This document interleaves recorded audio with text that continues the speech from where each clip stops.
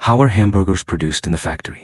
First, workers put these frozen lean meat blocks and fatty pork into a meat grinder. The meat is ground into a fine mince. Once the stainless steel feeding bucket is full, it is transported by workers to the mixing workshop. The ingredients are blended together.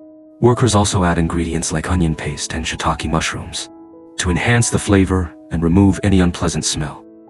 The machine automatically lifts the feeding bucket and pours it into the mixer, where it is mixed together with the previously ground meat. During the mixing process, salt, pepper, green onions, soy sauce, and other seasonings are added for flavor.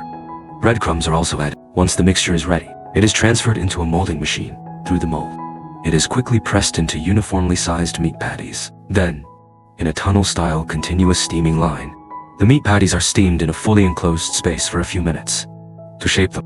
Once shaped, the patties are then grilled over an open flame until both sides are golden brown.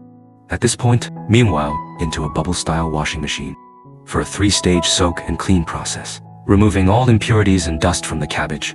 After cleaning, the cabbage is cut into small pieces by a crusher and mixed with our salad dressing. Of course, chopped pickles are also essential. After all the ingredients are mixed together, they are covered with food bags to keep them dust-free and set aside. In another area, workers slice luncheon meat into thin pieces.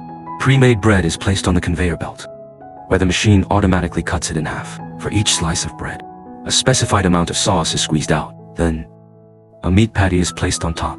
Next, a spoonful of prepared salad dressing is added, followed by a slice of luncheon meat. Finally, the top piece of bread is placed on the sandwich, and our hamburger is complete.